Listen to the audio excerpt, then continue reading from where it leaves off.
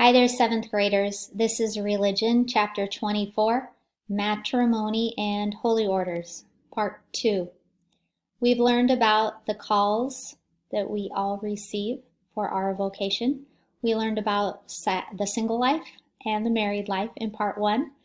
Today, Part 2 is going to be about the priesthood and religious life. I will be reading and elaborating on pages 151 and 152.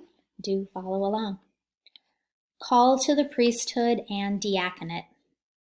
God calls some men through the church to an ordained ministry of service for the life and growth of the community.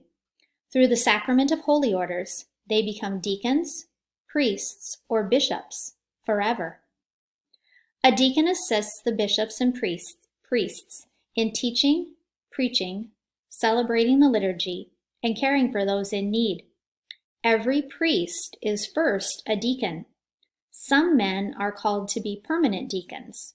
They must be at least 35 years old, and many of them are married. A priest works with the bishop to bring Jesus to the world through word, sacrament, and service. His life is deeply rooted in the Christian community. He is committed to being a leader, a mediator, and a servant in God's family. A bishop is ordained by another bishop with the laying on of hands. As successor to the apostles, he has the fullness of the priesthood. With his brother bishops, he is responsible for the people of God.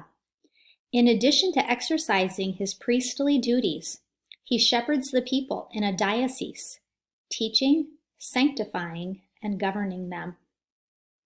So there are three roles within the ordained life: leader, mediator, and servant. And they go into a little bit more detail about those here.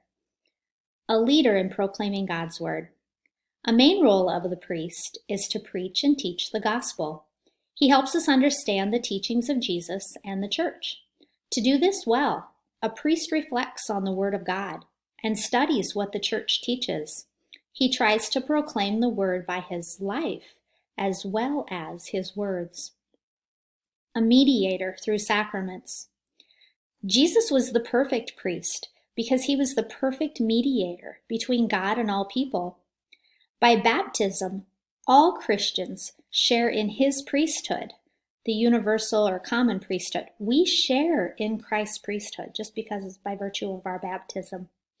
We participate in the Eucharist and in other sacraments, but bishops and priests have a special share in Christ's priesthood.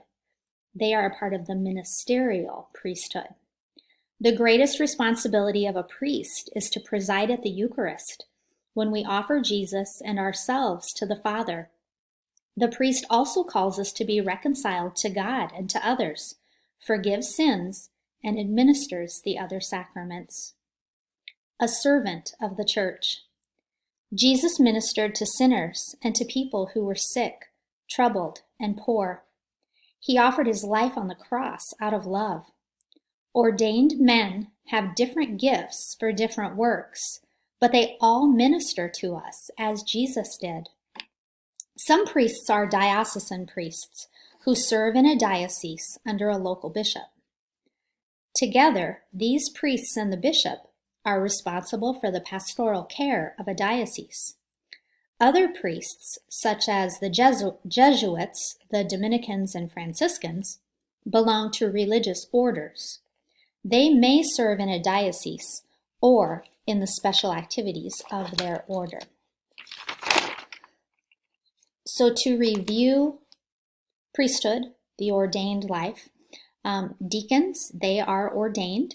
They assist the priests and bishops, and they help by teaching, preaching, baptizing, witnessing weddings, and caring for those in need. A deacon can lead a communion service, but they cannot consecrate the bread and wine into the body and blood of Christ like a priest can. Priests are ordained. They are empowered in Christ's name. They proclaim the gospel. They preside at the celebration of the Eucharist and the sacraments. They serve the faith community in leadership, and they care for those in need. Our final way of life is the religious life. God calls some people to dedicate their lives to his service as members of religious communities. Religious come from a variety of backgrounds and can be found serving in many different ways in all parts of the world. There are certain things that all religious have in common. All are called to be signs of Christ's love and his kingdom in a special way. Their life of prayer, which unites them to Christ, enables them to follow him more closely. Their life in community provides them with the love and support of other religious. Their vows free them to love and serve God and others and to belong more completely to him. They share in a particular way in the mission of the church. Religious usually make 3 vows: poverty, chastity, and obedience.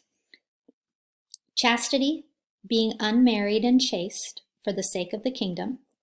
Poverty, living a simple lifestyle and giving up control of material possessions.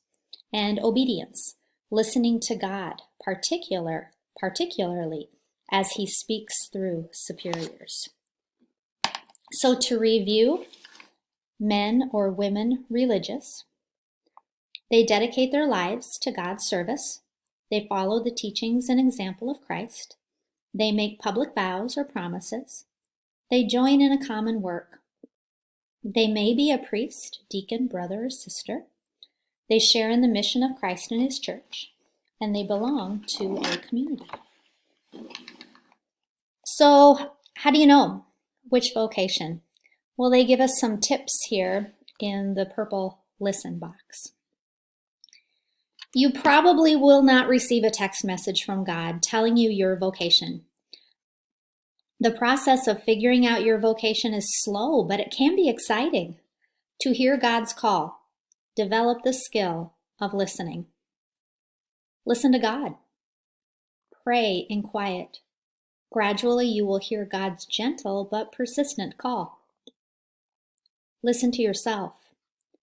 Find out your likes and dislikes, strengths and weaknesses, hopes and fears. Listen to others. Talk over your plans for the future with a counselor, a coach, parent, priest, or teacher. And listen to the needs of the world. Choose a need that you want to help fill. Do something now to help fill it.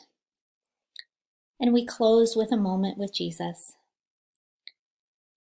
Figuring out our call in life takes time. It requires that we pay attention to what goes on around us and how we respond to it. Pause now and silently pray the prayer to discern my life call. Lord Jesus, help me to become a good listener. Show me your plan for my life. Bind me so close to you in friendship that I may be filled with your love. Then I will bring your love to those who are struggling, confused, or lonely. Show me the way I can best use my life to serve people in your name. Amen.